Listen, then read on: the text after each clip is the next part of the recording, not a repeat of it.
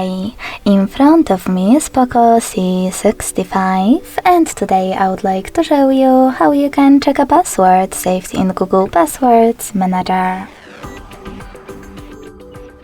You need to begin by going into Devices Settings and scrolling all the way down to access Google section. Then click on All Services, tap on Autofill, Autofill with Google, and Google Password Manager. Following that, just click on one of your passwords that you wish to check and enter your current login method.